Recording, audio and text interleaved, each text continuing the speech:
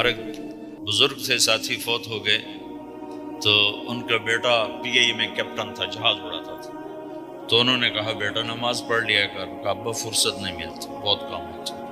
کہا اچھا چلو نماز کے وقت ایک آدمی کو دعوت دے دیا کر. 5 نمازیں ہیں، 5 دفعہ دعوت دے دیا کر. وہ کہنے لگا میں دعوت دوں؟ خود تو میں پڑھتا نہیں، دوسرے کو کیسے دعوت دوں؟ کہا بیٹا ایک تو میری مان لے، نماز کا انکار کیا ہے تو یہ تو مان لے کہ چلو کسی کو کہہ دیا کر کہ بھائی نماز پڑھا کرو. کہ چلو یہ تو آسان ہے، میں کہہ دوں گا. تو اس نے اپنے ابا کی بات مان لی. ہر نماز پہ 1-2 کو کہہ دیتا بھائی نماز پڑھا کرو. اس کے والد فوج میں جرنیل تھے، یہ کیپٹن تھا. دونوں کی ملاقات نہیں ہوئی. 6 مہینے بعد باپ بیٹا کی ملاقات ہوئی تو دیکھا تو کپتان صاحب کی داڑھی بھی اور ماتھے پہ محراب بھی. انہوں نے کہا بیٹا یہ کیا ہوا؟ کہا آپ نے مجھے پھنسا دیا. وہ جب میں لوگوں کو کہتا رہا تو میرے اپنے اوپر اثر ہونا شروع ہو گیا کہ میں اپنے آپ کو ملامت کرنے لگا کہ اوروں کو تو کہہ رہا ہے، خود تو پڑھتا نہیں. کہ اس نے مجھے کھڑا کیا اور میں نماز پہ آیا. پھر ایک دن شیو کرنے لگا، شیشے میں کھڑا دیکھ رہا تھا تو میں نے کہا جب اللہ کو سجدہ کر رہا ہوں تو چہرے پہ نبی کی سنت بھی ہونی چاہیے. تو میں نے سیفٹی بھی پھینک دی، داڑھی بھی رکھ لی. تو تبلیغ کا کام کرتے رہنا. ہم فرشتے نہیں بن سکتے.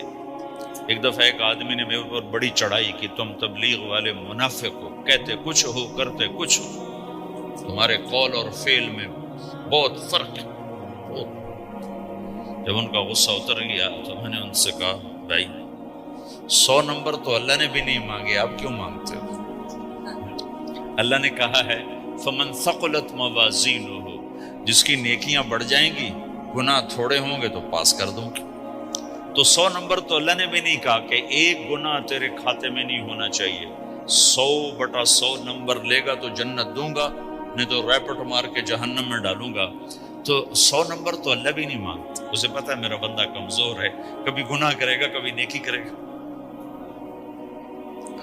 تو وہ کہتا ہے جس کے پاس 51 نیکیاں ہوئیں اور 50 گناہ ہوئے تولوں گا تو 51 جھک جائیں گے نا، 50 معاف.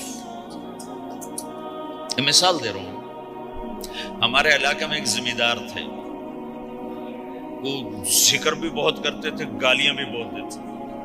ادھر سبحان اللہ تیرے فلانے، الحمدللہ کے ساتھ ایک پھکڑ تولتے تھے. ساری زندگی وہ ایسا ہی کرتے رہے.